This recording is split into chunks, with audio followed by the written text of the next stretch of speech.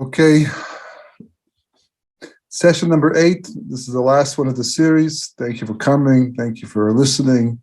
Those who are doing it live, those who watch the video after. This last session is the 10th hour. It's the last chapter in the book. It's like a lot of this information, totally function of Hashgacha Prati. It's a question of being in the right place at the right time, seeing different pieces of information that came together. It wasn't planning, wasn't looking for it. And like a lot of other things, it's not necessarily discussed or laid out or put forth by other people necessarily, but the information is all there and anyone can do it for themselves.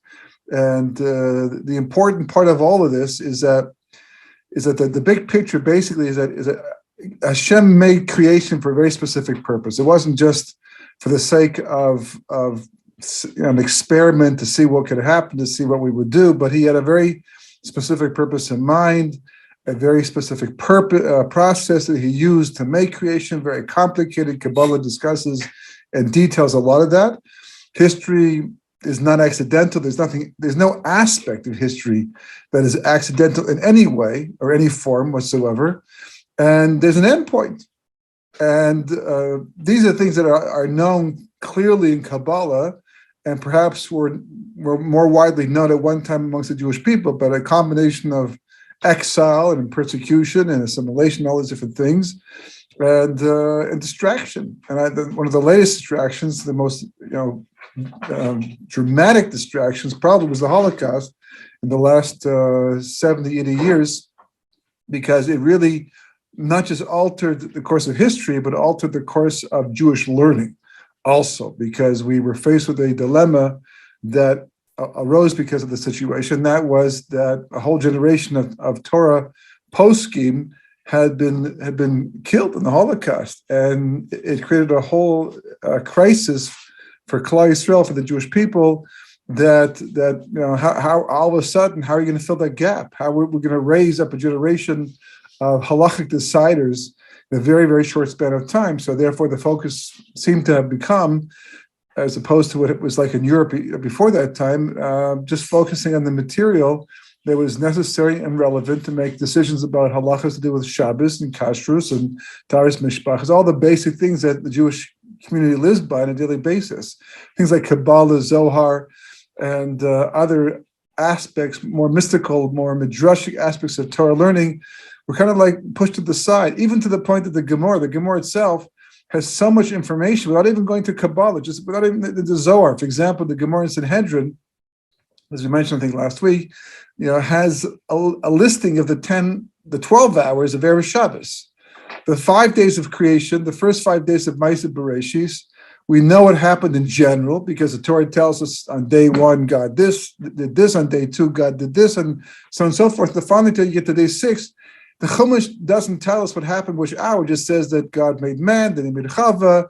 God told them not to eat from the Eitz Tov Ra. They ate from the Eitz Tov Ra. Eventually, they're expelled from the garden, put a flaming sword from the tree of life, and we move on to recap creation briefly once again, and the rest of the story that follows. So we also don't know what really happened during day 6, or at least in which hour it took place, which is very important. But the Gemara does have a tradition. It tells us what God was doing hour by hour. The first hour, God formed the shape of man from the ground, which is why he's like challah. Take challah from a dough. When you make a certain amount of dough, so you take a section and you used to give it to the Kohen as part of one of the gifts, 24 gifts that he gets.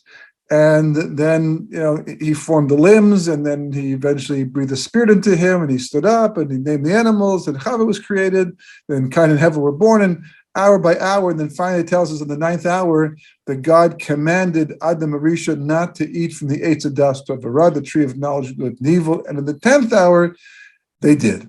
They ate. And of course, that was a mistake, and whatever logic there was to all of this, we should discuss this somewhat a few sessions ago, and then they're expelled. Right in the 11th hour, they were judged, and the 12th hour they were expelled. But it seems that most opinions agree that they did not have to leave the Garden of Eden until Motzei Shabbos. Motzei Shabbos, they finally went out, and then that was the end of Gan Eden until we get back there sometime in the future. Hopefully, closer than we think. But it's the hour by hour, details of day 6 that the Gemara just happens to provide for us that makes all the difference in the world. Why is that the case? Because basically, we want to know what we're supposed to be doing. We want to know what God expects from us. We want to know what we can expect from history. So once upon a time, we had prophets. We had Nevi'im, right? God spoke to prophets, and he told us what he was thinking, what he wanted us to do. And there was a direct, form of communication. It didn't make as big a difference as it was supposed to. Eventually, we lost the prophecy because we stopped listening to the prophets, and we had false prophets, right? And we lost the right to have the merits to have prophecy. And so now, basically, God communicates to us in various different ways, but it's not clear. Even with Ruach HaKodesh, as the Ramban Nachmanides points out about Rashi. Rashi wrote his explanations on the Gemara and Chumash. It says with the Ruach HaKodesh, which more or less translates as divine inspiration, but it's like a lesser form of prophecy. God's not talking to you directly; He gives you the insight, puts it into your head, what to think, what to say, a certain perspective that allows you to know what He's thinking somewhat, but not in a real conscious way. And because of it, it's not so clear. So the Ramban says that even though Rashi had Ruach HaKodesh, it doesn't mean you can't be wrong. That's how unclear it can be. With prophecy, there is no way to get it wrong. God told you, even though he spoke to most of the prophets, b'derech mashal, by analogy, but it was all custom tailored to their way of thinking that they would not get it wrong. So when a prophet spoke, you had to listen to what he said and take it to heart. With the Ruach HaKodesh, the Ramban points out that it's still possible to make mistakes. And therefore, that's why he argues with Rashi on various different points, even though he doesn't say about himself that he had Ruach HaKodesh, divine inspiration, but his logic dictated certain things, and therefore he argued with Rashi. So, here we are in 2022 now, and 5782, and, looking at what's going on in the world and how to respond to it. And the other part of the equation, which we all spoke about in earlier sessions, is that how do we know when it's time to leave an exile? I mean, if you believe in the concept of exile and redemption, it's a very important concept. It's central to the Jewish people. That is Jewish history. Jewish history basically is divided between exile and redemption. There's nothing else in between. It may look like there's in-between periods of time. For example, the last 50, 60, 70 years since the Holocaust, especially in America, where life was quite productive and very good. In Canada, too, for that that reason. That is in England, perhaps to some degree. In South Africa, people also were prosperous. So it may look like there was a kind of a neutral period of time, but it's not true. The moment the Jewish people went into exile, which in this case was over 2,000 years ago, back in the time of the Romans, we had been working our way towards redemption. And if we're already living in a state of redemption, either we're maintaining that, or God forbid, working towards exile. So that's why if you open the book of Shoftim, you open the book of Malachim, the Kings, you look at parts of Tanakh, you see like the Jewish people start to stray, and there's all kinds of signs that exile is coming. And the prophets would tell the Jewish people that exile is coming, and hopefully they would do tshuva and end it, and instead, cause redemption. That's what Mordechai does in his time. And he gets Esther on side. But Mordechai sees what's going on. They're in exile. He knows that a redemption has to be coming up. The famous 70 years that Daniel and Yirmiyahu, and even the kings of that time knew about and were afraid. It concerned them because the Jewish people were supposed to be exiled redeemed after 70 years of being in exile. And Mordechai began doing what he did, which was extremely risky because it potentially endangered the Jewish people. In fact, it says that many thought that in the Jewish people, the rabbis, leaders of the Sanhedrin, that maybe Mordechai was a rodef. A rodef in halacha, if you look in the Chumash, the halacha of rodef, if you see someone chasing after another Jew, a Jew chasing after a Jew, and you think that the Jew who's chasing him might cause him harm or even kill him, God forbid, then you have a halacha to stop that person. If you can, you have a gun, shoot them in the leg. If you can't, you shoot them in the body, you kill them. If you know that the guy who's being chased is the bad guy and the other guy's a good guy, you still have to stop them because they have to go through a process of law. Pinchas was the same thing. It says if Zimri had noticed Pinchas coming after him to kill him, and he killed Pinchas in the process, Zimri would not have been culpable. Even though there's all this fantastic praise about Pinchas and what he was doing, but he had a status of a rodef. A rodef endangers other people. So when Mordechai did what he did, he challenged Haman and took on, his authority and against Achashverosh and everything. So Mordechai was endangering the Jewish people. You see that Haman makes his decree based upon what Mordechai is doing, and maybe it would have come anyhow. But the Jews seem to be playing the game without Mordechai and going along with it like we often do.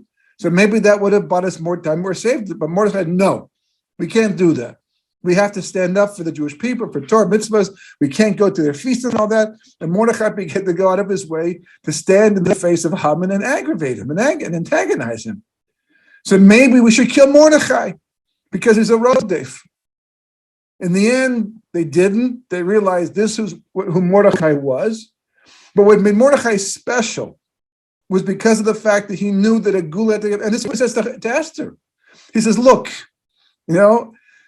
it's coming. The redemption's coming. That much we know. It says 70 years. We've been in this country already for about 70 years. We don't exactly perhaps know where to begin, but it's got to be around this time, within a year or two. And therefore, the events of history right now must be somehow leading towards that. So based upon that, I am doing what I'm doing to facilitate and trigger that redemption. Mordechai knew. He sensed it. He understood this. And that's what caused him to take proactive action and do what he did and save the Jewish people. We celebrate Purim, really should be the holy of Mordechai. Even though it's Megillus Esther and Esther, but he says to Esther, for all you know. Now we know, what do you mean? For all you know. But at the time, we didn't know. At the time, she's princess, or she's queen. Sorry, she's queen, right? The whole story of Vashti, all the Hashgacha Pratis, she gets chosen, weird stuff taking place, right? Remember, Me'ez Hashem, Haisa Zos, Hinivas Beinenu. If it stands out, if it's wondrous in our eyes, then it's got to be overt divine providence. So Mordechai says to Esther, this is not normal. This is strange. The Gemara talks about all the strange things that happened to make Queen Esther in the end. Achashverosh breaks his own rules to do it. In those days, rules were pretty strict and pretty strong. And he says, for all you know, the reason why you've been chosen and you're living in the palace is because this is what God had in mind. Well, we look back as, of course, it's clear. It's 100% clear today that she became queen to save the Jewish people. But at the time, it wasn't so clear at all. Because who knew where this was going? Who knew what was going to happen next? Mordechai didn't know, but he sensed it. He sensed it because he looked at the big picture. He stood back, saw the parameters of history, looked at the timeline, and used his logic and said, God is good for his word. And what he says, it's got to be true. So I'm going to work on the assumption that this is a special and unique period of time. And I'm going to do what I think needs to be done to make it happen. And the story is ridiculous. It's like, can you imagine walking up to Haman? If you walked up to a Nazi during World War II, a Jew, and did what Mordechai did to that Nazi, to Haman, to a Nazi, they'd shoot you in 2 seconds. You wouldn't last. And Mordechai is doing all of this. And there's just so many things. You read the stories like, it doesn't make sense to me how he could do all this stuff.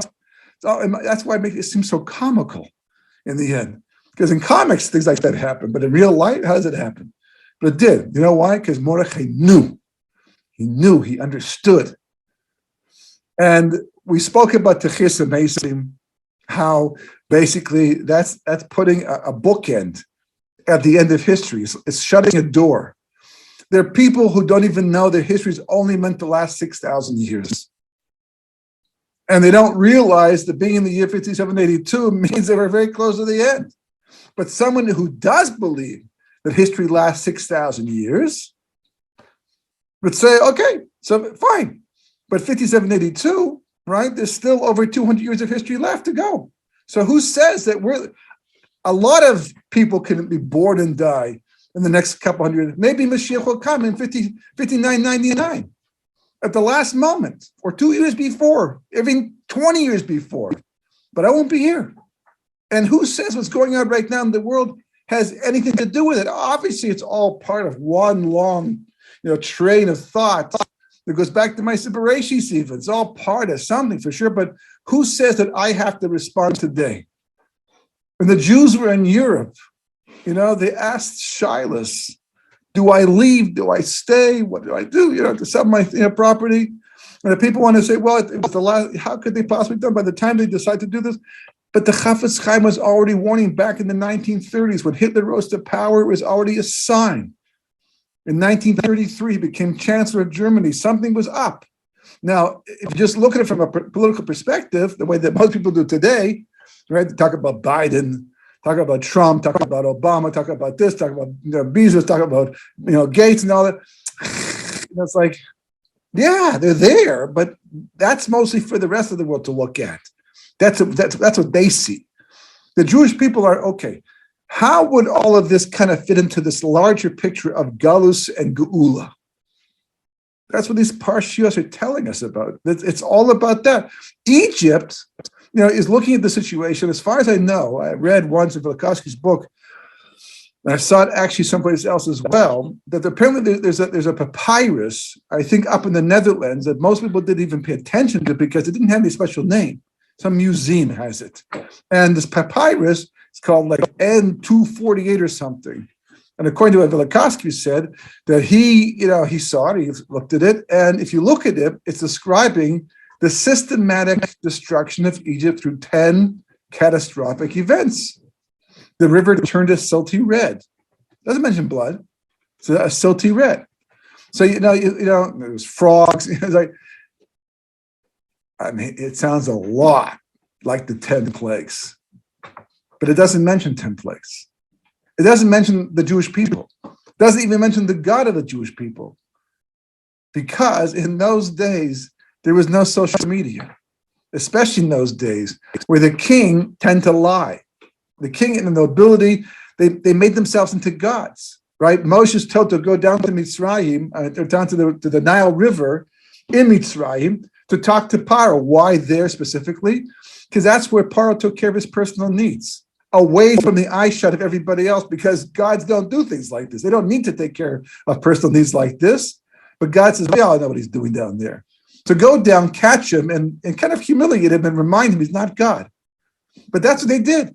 So they falsified history all the time to make it look like what was going on wasn't really going on unless it was in favor of the kingdom.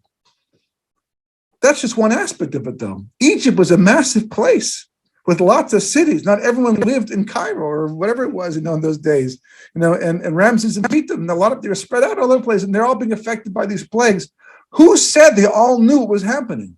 Who said they all made the connection to what was going on, at least at the time they're going through it? You see, when you're sitting in history like we are right now today, it's very confusing. Corona, this thing, the variations, and the vaccine, and the politics, and the violence, and government switching, all this stuff. It's a hodgepodge of things. It's a chillent of disasters. Where's it all going? What are we supposed to do with it? In it? How are we supposed to rise above it? How are we supposed to use it to our advantage? What does it mean to use it to our advantage? Well, Mordechai shows us this. Because ultimately speaking, God's always up to Geula. He's always up to the final redemption. He's always working on the final redemption. And the question is, can we play a role in this? So the Vilna Gaon, for example, right, the Gra, otherwise known as the Gra, back in 1740, he was 20 years of age. He was a Gaon already. He was already teaching Gemara to Balabatim at the age of 9. There's a famous story of the Gra that was giving shir at the age of 9. The people in the shul, Balabatim, were 10 times his age, and he's giving a shir. And he looks at the window and he sees children playing out in the field. He turns to the people he's teaching. And he says, "Excuse me, I need to go play now." Not that he wanted to go play now, but they made sure that he didn't grow up too fast, right? He was way ahead of himself. So by the age of 20, he'd already seen everything. He knew everything. It was just, it was beyond comprehension who he was and what he was able to understand and to do. And he knew the Zohar. And the Zohar says in the year 5500, which was 1740 when he was 20, that this is considered to be chatzot of day 6, because you can take every day every millennium of history and you can make it into a day. So you got 24 hours in 1,000 years. So 500 years is going to be nighttime, and 500 years is going to be daytime. So basically at 5500, which is as it's morning. That's that's nates, right? So it starts becoming day again. And the Zohar says that's the beginning of the final redemption. That is the final generation. It says in the Zohar. So therefore, he literally, it says in Kol Torah, he became agitated. He became aggravated. He used to pace back and forth. What can I do? If it's already 5,500, this is the time. This is the Zohar is telling us, and he believed it wholeheartedly, that we are now in the Erev Shabbos of history. So therefore, as a Gadol Ador, as a leader, I have to take responsibility like Mordechai did in his time, and I have to get things going. So he literally put together a whole, instruction to train his top Talmidim, to go to Eretz Yisrael and begin the process of kibbutz galuyos that we're now, at the tail end of, for the time being until Mashiach comes, because according to the Medrash, there's 2 in-gathering the exiles. The first in-gathering of the exiles has been taking place for a long time, at least since the Geras time, and to this very day. But most Jews that say will not come to Eretz Yisrael. Most, we're already past halfway the population, but a lot of them will not come. The rest who survive the war of Gog and Magog in history, they'll come after Mashiach comes. But, the bad news is you get the reward for that. You come before Mashiach comes on your own, right? Or at least if you don't come, you understand the importance of being here. And the only reason why you're not coming is because you have other halacha considerations keeping you back. So then you can still get reward perhaps, but to come before Mashiach comes, the Medrash says, so it's a whole different thing. Because of that, there's all kinds of advanced processes that take place for the Jews who in Aliyah in advance of Mashiach's arrival. But the Gra understood that this is what has to happen. So he began the process, and there have been waves of Aliyah ever since, until we have more than 6 million Jews living in Eretz Yisrael, we are right at this point in time, more than half the population of the world Jewish population, which is very significant halachically and hashkafically, and one of the signs about where we're holding historically right now.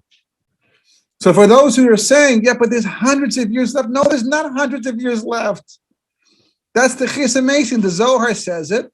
Now, if the Zohar was the only source of this information, then I would have a difficult time relying upon it. I could bring it up, but I can suggest it. But with the Zohar, you don't always know if the Zohar is being literal, although you can kind of tell.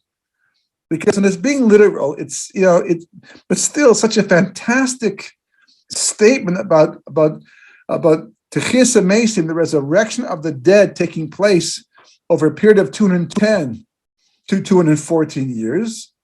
And after 40 years of the kibbutz galuyos, the ingathering the exiles, it's pretty reliable, but still, people would question you and say, the Zohar is the Zohar, and it's controversial, and all like that. So to rely upon it, personally, I have no problem, but to teach it would be difficult. But when the Leshem brings it down, Shlomo Eliashib, he brings it down, he puts it in the Sefer, and he talks about it like it's factual.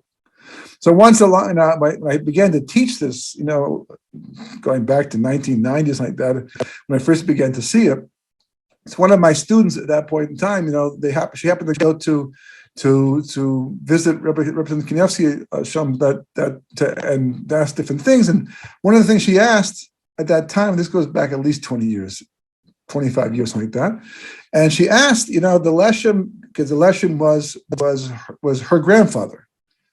her father was Rabbi Yashav, the posek in Yerushalayim, and his great grandfather. His grandfather was the Leshem, so her great grandfather was the Leshem, and she asked that if it's in the Leshem, how reliable is it? And Rabbi Tzimkinevsky said, if the Leshem wrote about it, you can take it as fact. Not even like, no, fact. He wrote it, it's got to be emes.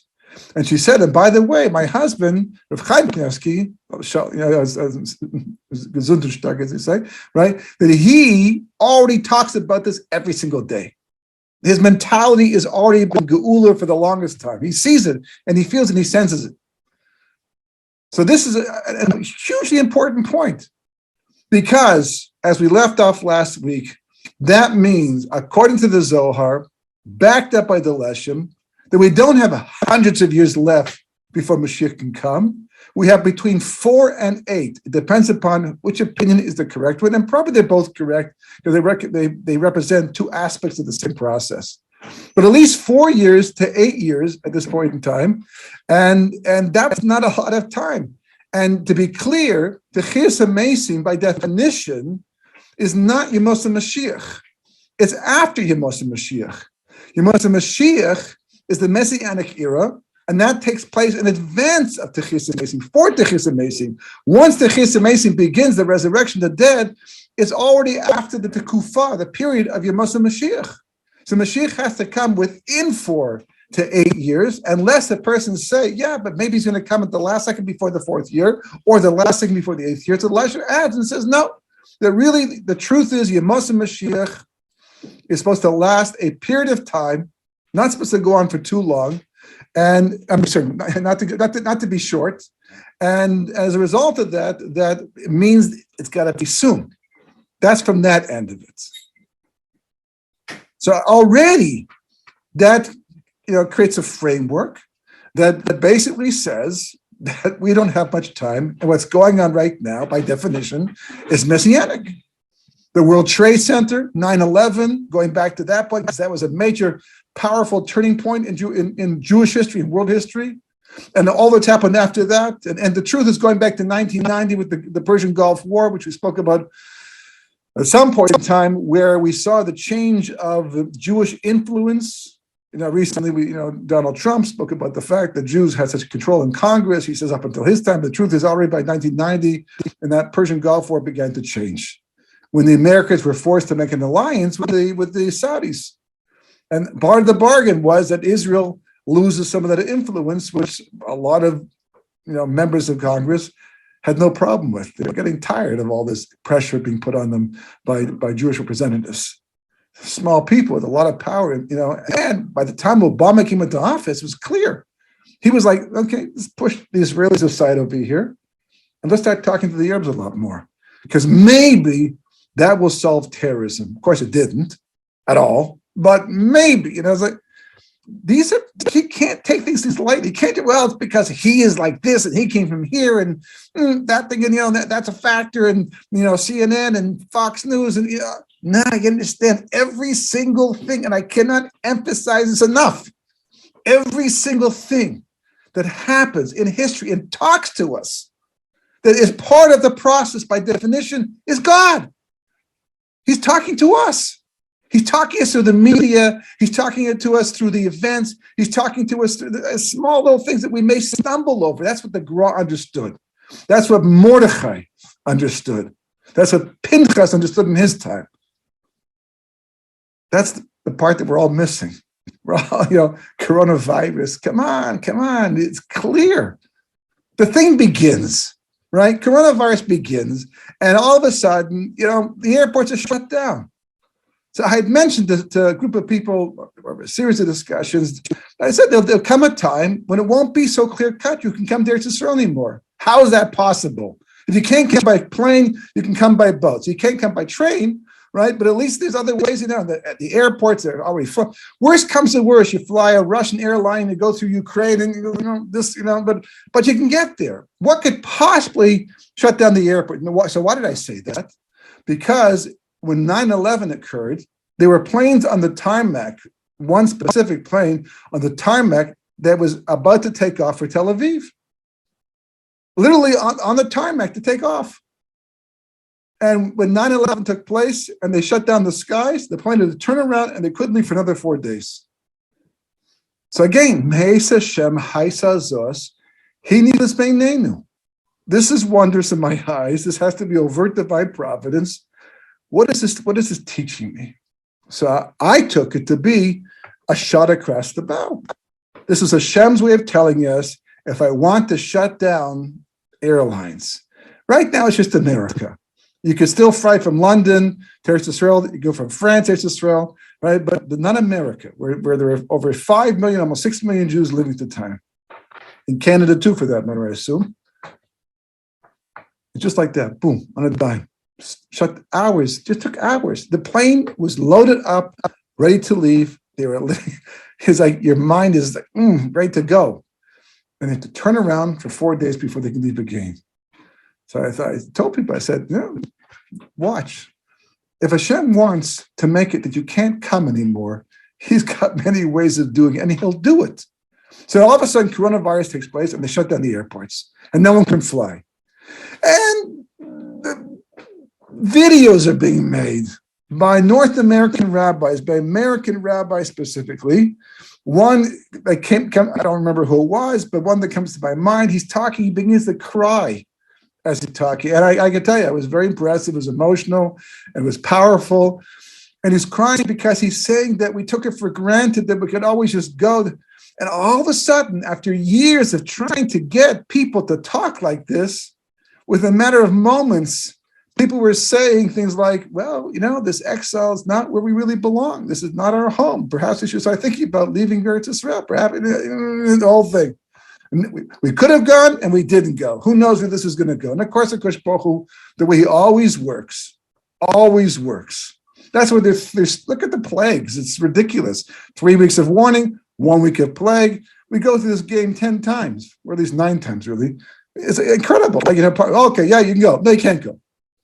Another plague. Okay, you can go. No, you can't go. It's like, what's going on over here? So God always gives us a time. He gives us a period of time to integrate the lessons he's teaching us because he wants us to use free will. We don't understand free will, the importance of it, so we don't care. But to God, it's everything. The whole purpose of creation is bechira, is free will. So what God will do, he'll help us along with non-profits. So he'll give us experiences in our life. He'll do things in history that will make us wake up and say, oh, wow, look at that. I never saw that before. Never thought about that before. And then he'll pull back to give you a chance to integrate and to act on it.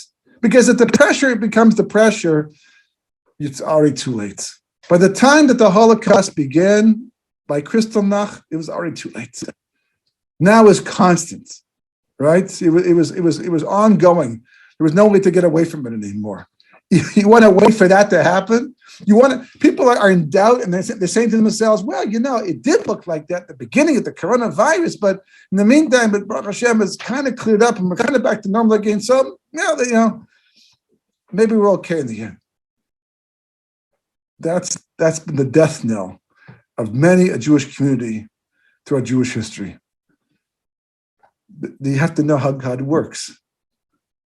So that was all one side of the equation. That's basically saying, no, there are not hundreds of years left to go in Jewish history. There's almost nothing left to go in Jewish history. And therefore, like the Gra who said, we got to get going, right? That information, which is not my information, it's the Torah's information, it's God's information, it's Ashkacha Prati's information, right? Telling us we don't have a lot of time left. What does it take to make this point? That's from one side of it. Then there's the other side. What are we supposed to be doing at this stage of history? So I'm going to share my screen because I sent you a timeline today. I don't know if you got it, looked at it, basically, but I'm going to put up on the screen today because it's a little easier to follow. We all share it together. And yeah, good, okay. And then I'll show you the other side. I'm hoping that you can all see this. Okay, this is called, as you can see, the 10th hour of the 6th millennium that corresponds to the 10th hour of day 6 of creation and the Chet Eitzadas Tov Ra. Okay, So first of all, down below here, we have a timeline, right? The blue represents history as we're living it right now, the 6,000 years. This is creation over here. This is 6,000. When history is, we know that Olam Hazeh is supposed to come to an end, this point over here. I put in this information as well, just as a little, some points of reference. Okay, this is 2448 over here, right? When the Torah was given, first there was Yitzchak Mitzrayim, this week's Parsha, actually, right? This is right there, now in this week's Parsha, right? Over here, this yellow box represents the duration of the first temple. The second yellow box is the duration of the second temple. There's a lot of other information and classes built into this timeline. We're going to only focus right now on what makes a difference to this discussion. So this is 5782. Just the year in right now over here. As you can see, this is all that we have left of history as we know it, okay? And I don't have Techis and Mesim in here, unfortunately. I have another timeline for that, but it might be also in the book as well, I remember. But Techis and Mesim, basically, if you can, is here, like this here. So there's only this little teensy, I got it below, wait a second, okay? Then comes the soul world. This is the first stage of Olam Haba, the world to come. At this point, the world changes over to become the world to come.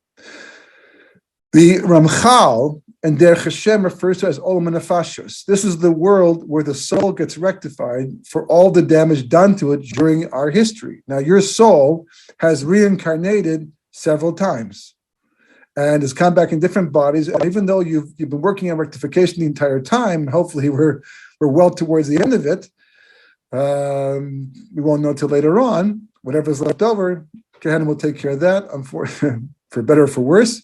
But basically, the soul has to be repaired for eternal life in the world to come. So this is the stage of history. This is the great soul garage in the sky, if you will, where the soul gets a chance to become, patched up and fixed up for the damage done to it because of all the sins and the terrible oppression that suffered under the body. The body had control over that.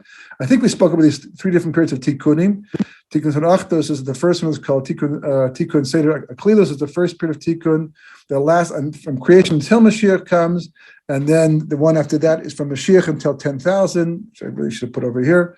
But it's the second level of tikkun, and finally this final stage of tikkun, which is called Tikkun Sod Achdus, which is the rectification of the mystery of unification. Very Kabbalistic stuff, but we're not going to go into right now. Kodesh L'Shem. These are the words that were on the seats, the head plates, the forehead plate that the Kohen Gadol wore in the Beis Hamikdash, which happened to atone for a lot of sins of the Jewish people. And even though it sounds like it's only a directive to the Kohen that he has to be holy to God, actually it applies to all of us. We have been trying to make ourselves holy, to elevate the world. You make a brocha. You're elevating the food. You're elevating your words. You do a mitzvah. It's elevation. Whether you can see the impact or not, you're making the world holier to Hashem. But the real Kodesh L'Hashem takes place already in Techis and Meisim and onward in the world to come. These are different stages of the world to come, just for the sake of reference, but we won't go into right now. Right? The holidays that we celebrate, they correspond to different spheres. So the different holidays that we have right now will begin to stop being holidays as we go from Yom Mashiach into Techis and Meisim and all into the world to come. The last holiday to not be a holiday will be Purim. Why do we need a holiday? Because it turns out that the lights that these holidays allow us to access, they don't belong to our time period. They're not from now. They're from the future. And every time Pesach rolls around, a door opens up to the future light, and we can access it for 7 days or 8 days. Well, even in Chutz La'aretz, it's still 7 days. 8 days is just to punish you for living in Chutz La'aretz, right? But when we're actually there of matzah, but the light comes in and it's not even so clear if it even applies in Chutz La'aretz at all. But assuming that it does, that it comes in for 7 Sukkot, a specific light. So when you enter a time period that light belongs to. So, for example, the light of Hanukkah that we celebrate for 8 days, Chutz La'aretz and Eretz Yisrael, right? That's the light of the Messianic era. So every day in the Messianic era, the light of Hanukkah will shine. You won't need Hanukkah to do that. It'll be the light of the day. Every single day you'll be celebrating Hanukkah because that's what the light belongs to. And then Pesach and Shavuos and all these holidays, they belong to different days of the week into Chesed Mesi. And finally, the last holiday to go, because its light comes from so far in the future, is Purim. Imagine that. Purim is the holiest holiday there is. So why do we celebrate such a whole way? We'll get to that, God willing, in the next webinar about Purim and Pesach. But it corresponds to the sphere of Chachma. Anyhow, we're not going to go into all that right now, because what we're trying to get over here is what we call the 10th hour. What is the 10th hour? Okay. You're looking at it. See these two lines here? This one and this one? This is a blow up, this period of time, 5,000 to 6,000. This is a blow up of this, where it says Yesod over here, of this period of time. It's too small to detail it over here. So I expanded it into its own separate thing. Now, we mentioned that according to the Vilna Gaon, that one day, well, according to our tradition, one day corresponds to 1,000 years. One day for God is 1,000 years of man. There's this correlation of 1 to 1,000. So if you want to know what 1 hour of a millennium, we call it an hour, but it's really years because it's a millennium. Excuse me. If you wanted to know what 1 hour equals, you would divide by 24. There are 24 hours in a day. This whole thing corresponds to 1 day. Divide by 24, and you get 46.66 years. So that means each of these boxes, well, imagine there's 24 of them right now. I'll explain why there's only 12 right now, right? But imagine there's 24 of them. Each one of the boxes, each of the 24 boxes would equal 46.66 years.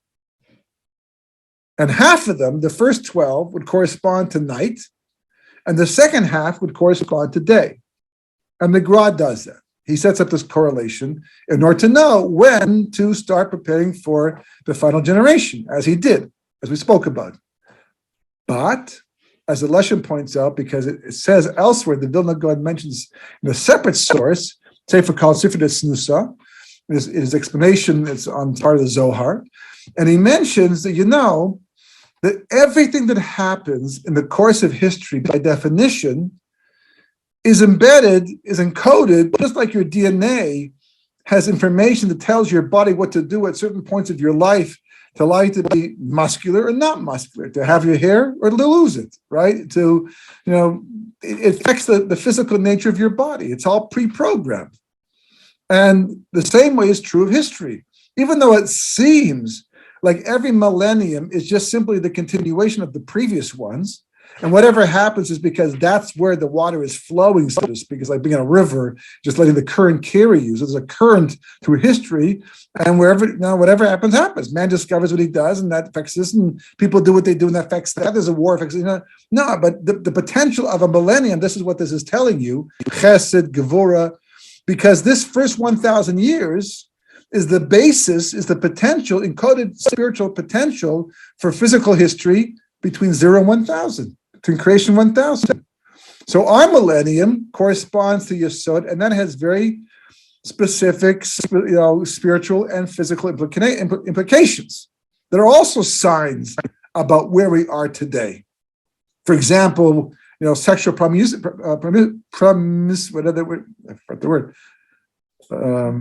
promiscuity, right? All that is not just, even though it's all through history. But Kabbalah explains has to do with the fact that it's tied to the concept of Yesod, which we won't go into right now, but that's what this means. That every millennium has a specific potential to accomplish specific things because it has a specific DNA encoded in the spheres.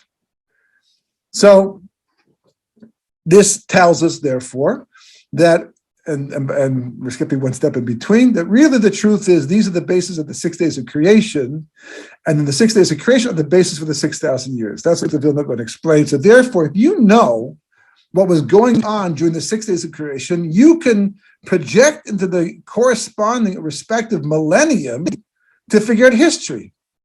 Cain and Hevel, they fight. There's jealousy, right? And correspondingly, there's wars. World wars. And the moon, one of my favorite of all, right? The moon's light is reduced on the 4th day of creation.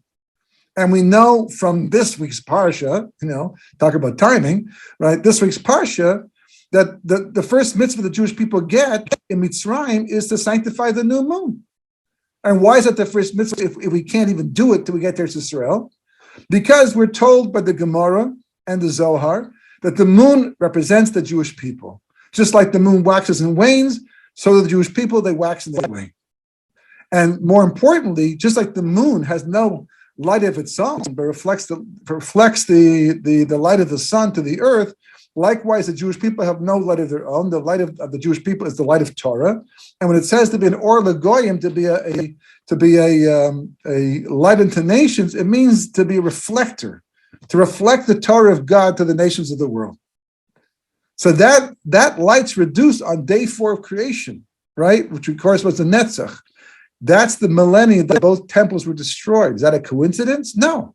It's because the potential for that light of the Jewish people, which the moon represents, to be reduced was in that day of creation, and therefore the corresponding millennium. So you can go from 1,000 years to another 1,000 years. We can actually show the events of history and trace them back to the days of creation. And the most important one, of course, is the Eight Dust Tovara. Because as far as we're concerned, the Eight Dust Tovara was an event in the past. It's over. We're still paying the price for it, but not like it has any relevance today to our lives. Wrong. This says wrong. Big time wrong. On the contrary, it comes back again. It comes back in the corresponding millennium in the respective hour. The 10th hour was when Adam ate from the tree of knowledge of good and evil. And the 10th hour of the 6th millennium is when we're going to have the same test all over again, in different form perhaps. It's a more advanced society, it's a different world, but it's going to be related, strongly related. So in order to be able to figure out when that was, and I'll even go one step further, they point out that the gematria of Nachash, which is snake, which is the source of the original sin that we had back in Mitzrayim, back in Gan Eden, right? Because it also goes back in Mitzrayim too, but back in Gan Eden. And the gematria of Mashiach is the same thing because that's who's going to save us, who's going to undo all of that. So probably when is the last possible time for Mashiach to come? Probably in the moment of history that corresponds to the moment in day 6 when Adam ate. It always works that way. The rectification is always the flip of the chet, of the damage. Whatever the damage was, you want to fix it, then turn it back over again. So Mashiach comes to undo the Nachash, probably exactly at the exact same time. So if you want to figure out exactly the moment that Adam ate from the dust of wait till Mashiach comes. Mashiach comes and we can say, oh, he's finally here, this is Mashiach, this is that time he's here now. You can go work backwards now and figure out when on day 6, when Adam ate. But that's for another time. It's not the most important part right now. The only thing is, says the Zohar, and the Leshem, and the Rokech, and all kinds of Meforshim, the Medrash, right? That God did not do any creating at nighttime. He only created during the 12 hours of daytime, halachic hours, right? From Nates until sundown, Shkia, right? That's when God created. At nighttime, there was no creating going on. That's why, for example, we say in Kiddush, it's a pasuk from the Torah that sums up God's creating, and the word v'yechulu is missing a vav. The last vav is there, the first vav is not, because you don't need it. You can represent that with dots instead. But why is it chaser? Why is the word not written full? So the Rekeach says, because if you look at the gematria, you add the letters up, v'yechulu equals 72. With the vav, it'd be 78. But without the vav, it's 72. And why 72? Because 6 days of 12 hours of creating is 72 hours. So the Chula says that God finished making creation after 6 days of 12 hours of creating each. So if that's the case, if the events of history correspond to God's creating, well, there's nothing at nighttime. But we know that for the first 500 years of every millennium, history was normal. Things happened. The same way they happened in the last half of the millennium, they happened in the first half of the millennium. So how does that work out? How do you have 12 hours of no creating resulting in 500 years of all kinds of history? So therefore, it says in Pirkei de Rabbi Eliezer that for that calculation, you don't divide by 24, you divide by 12, because we're saying that 1 millennium, right? All the history of 1 millennium corresponds to 12 hours of daylight creating, so you have to divide by 12 now to understand what 1 hour of creating was like in terms of the millennium itself. When you divide 1,000 by 12, so then you get 83.3 years. Every one of these boxes equals 83.33 years. That's hugely significant. I mean, I did the math the first time. I just wanted to run out and scream in the street and say, "Do you know what this means? Do you understand what I just saw right now? What this, this is back around 1999, 1998. So it's even more significant because that means this was so relevant already. So you do the math, and it turns out that the hour that Adam Harishon ate, he and Chava ate from the Eitz Das Tovara, the most catastrophic event of all of world history, that ended our tenure of life in Gan Eden for the last couple hours, half a day basically, sent us in exile for thousands of years. We talk about Tikkun, that's what we're rectifying. Yeah, and the Jewish people were Mitzrayim, and we went out, received Torah. We have mitzvahs. We're trying to fix this and fix that up. It was like, yeah, but ultimately, what are we fixing up? What are the Jewish people? Why did we get Torah? Why did God give us Torah? Why are we living by the Torah mitzvahs? Because ultimately, we're here to fix up and rectify the chet of Eitz Das Tovara. That is the main chet. That's the main thing that mankind and history has been trying to rectify. So we could have done in the first millennium. We could have done in the second millennium. Through all this stuff, based on Mikdash, we could have done. Why didn't we? Because those periods of time, as much as it was possible for anything to happen, like Mashiach to arrive and fix the world, it was less likely because the energy of that time, the potential of that time was different. So it could, but didn't, But if you ever get to a point in history that actually lines up with the chet of the Eitz Das Tovara, you are living at that time in an 83.3 year period of time that corresponds to the 10th hour of day 6, when Adam made that fatal mistake, because he's going to die, all of mankind's going to die, of eating against the Ratzon of HaKadosh Baruch Hu. And what is it? Eitz Das Tovara. It's not just a tree of loyalty. Don't eat from this tree. What kind of fruit? Who cares? I just said don't. If I say don't eat. If it's a chocolate chip cookie, it's a strawberry. It doesn't make it. If I said don't eat. But it's not. It's an Eitz Das Tovara. Eitz Chaim, Eitz Das Tovara. The whole test is about das. It's about knowledge. About learning in the way that God wants you to learn. Using the knowledge in a meaningful, godly way. That's what it's about. So that was the test, and he failed it. And we've been trying to rectify for almost 6,000 years. And when does that period begin? We do the calculation. Turns out, here's the 10th hour. And that corresponds to 5750 and 1990. That means, as of 1990, the world, not just the Jewish people, but the world entered a period of history unlike any since we got booted out of the Garden of Eden. There was Shlomo HaMelech, and before that there was Moshe Rabbeinu, and there was Arna Cohen, and there was Yechezkel, and there was Yirmiyahu, and Yeshaya, and Chizkiah, and you name it. Gedolim and giants, people who were giants who would make us look like little pitsy people on the map of history. Phenomenally important people, even just going back 200 years ago, Rabbi Kiva Eger, the Vilna Gaon, the Baal Shem Tov, all kinds of incredible people who have lived masters, but none of them lived to see this period of history as of 1990. Unfortunately, the first generation that did was asleep, still asleep, getting woken up gradually, slowly, was asleep. the most significant, most important period to Kufa history with the greatest potential for tikkun, olam, rectification, begins in 1990, in 5750, the 10th hour. So a person would say, wow, okay, great. What does that mean?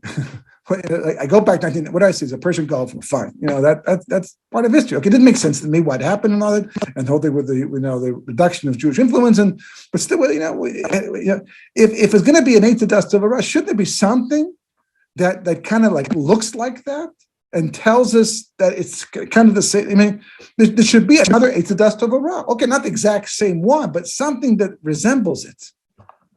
And then came the most mind-blowing thing of all. Because at that time, around the same time that I came across, I stumbled on it, literally stumbled on it, right? I was also living through a phenomenally unique period of time that was just beginning to develop. It was in its nascent years, but it was clear that the future was going to be different. And that was the internet. And I thought to myself, wow, I never looked at it like this way, this before, but as time went on, it was clear that there's probably never been a better version of the eight. It even rivals the first one. There's no better eight das tova ra in the history of mankind more than the internet. Why?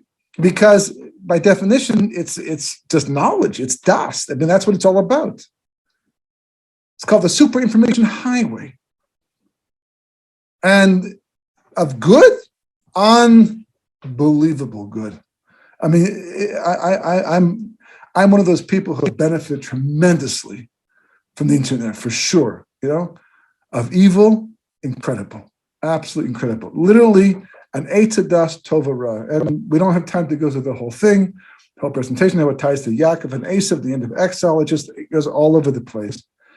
But when I checked it out and I went into the history of the internet, it turns out that the year that it actually became the World Wide Web, because until that time, it had existed since the 1970s at least. It was a protocol that was developed specifically for the army and for college campuses. We take it for granted today, but at that time, if you wanted to communicate, you had to use telephones or less secure forms of communication or physically get up and go have meetings. They wanted to find a way to tie college campuses together where professors could share information without having to go anywhere. It would be much faster to develop theories and to confirm things and to come up with new ideas. And the same thing with the army. So they developed this thing to be able to do that. That's what I mentioned in the book. And they decided to make it public around 1990, 1991. I thought, wow. I mean, so many times when it comes to hashkafa, and it comes to midrashim and all that, and they talk about the future, and they're mind blowing. And he's like, yeah, really, if that happens, that's going to be amazing, right? But when you look at history, it's like you don't necessarily see anything to confirm it. They say, yeah, that's that. But this, so a person could say, but how do you know? I mean, maybe yes, maybe. I mean, you're right. It makes perfect sense intellectually, and I gotta tell you that when I think about it, it's so true. But how do we know for sure this is the case? So we just have to apply, the rules. As the Gra says, everything that happens in history in the course of a millennium, by definition, is traceable back to a corresponding event in the 6 days of creation. So you do it. You tell me. Here's the internet. It exists. By definition, has to be rooted, no pun intended, right? Rooted back in day 6. It's happening in the 10th hour of the 6th millennium, corresponding to the 10th hour when Adam ate Neitzadas Tova Ra. So what else happened? What else was going on at that time? What else could you say, well, if it's not this, it could simply be this. What else is there? What else could give rise to this thing back in day 6? I gave it some thought. It just, honestly, it wasn't worth it. It's just so obvious that this was what it was, It says of 1990, here we are, once again, the first generation to be the new Adam Arishon confronted with an Eitzah Das Tova Ra. And ever since that time, it became clear there were all kinds of struggles and challenges of mankind throughout the course of history. All different issues. But one thing is for certain, as of 1990, 1993, 95, to go on, the biggest test of mankind today is Das. is in the area of knowledge. What you know, how you know it, what you do with it, it's all in the area of das. That's the whole thing. And from that point of view, you have to understand, therefore, what the test was. So in order to be able to understand what the test actually was, and it's very deep and Kabbalistic, what was the mistake that Adam made in the end? Well, I know. You know, what was it? He ate Nesed Astavara. God said, don't do it, and he did it. Well, that's what it seems to say in the Chumash. I mean, that seems to be shot. But again, like everything else, Midrashim and Kabbalah, and, you know, there's stories behind the story. And the Zohar says specifically, the problem is not eating from Nesed Astavara, because ultimately speaking, it's meant to become the Eitz Chaim also. In fact, if Adam Harishon had not done anything for 3 hours, but simply waited until Shabbos before eating, the Eitz Das Tovara would have automatically been transformed into an Eitz Chaim. Like that. And that's what's going to happen in the future, God willing. So then what was his chet? So we spoke about this. It was that he did not eat simultaneously or even before the Eitz Chaim. If he eaten from the Eitz Chaim first, or at the same time, he ate from the Eitz Das Tovara, so then not only would the knowledge not have damaged him, it would have enhanced his appreciation of God and creation.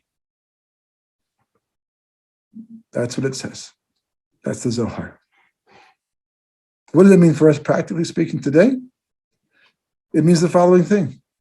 We know what the Eitz Chaim is. Eitz Chaim is Torah, right? Eitz Chaim he. It's a tree of life for those who grasp onto it. Why did Shlomo Melech add the words for those who grasp onto it? Because he's telling us that it's not going to look like that from the outside. Unless you go in there and grasp, as a Baal Tshuva, everyone knows, you look at it from the outside, this is not relevant.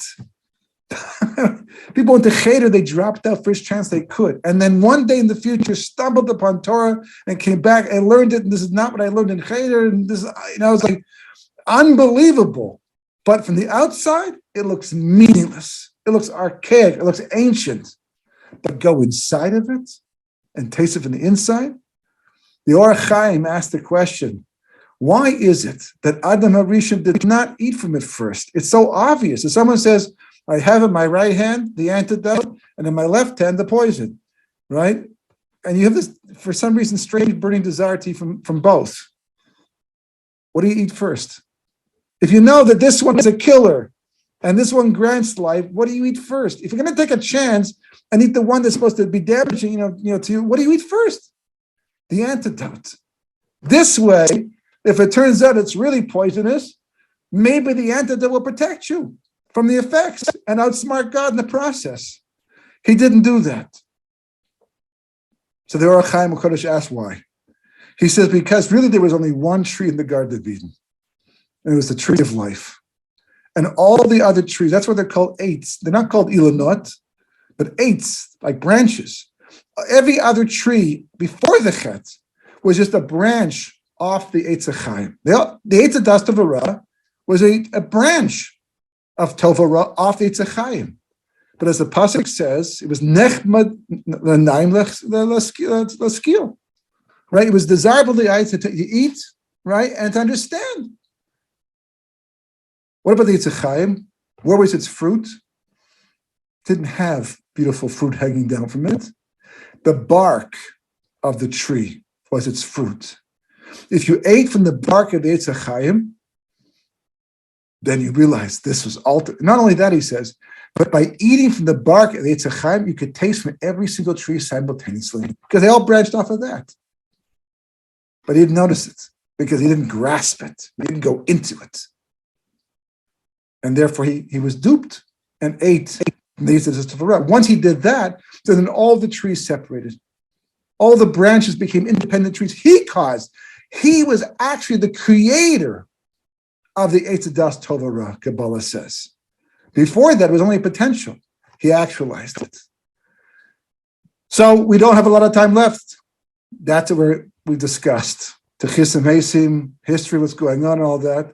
What's the challenge today? It's all to do with das. You have to make sure that as you're being exposed to all the knowledge that's being thrown at us. So look how many Jews are buying into the wrong perspective. Just this last week, an article was sent to me about somebody who's comparing the Israeli government to the Nazi party, who hates Israel. They don't live. You live in California. You're supposed to be an Orthodox Jew, or you're certainly religious somewhat. And this, who does that? How did the spies do what they did?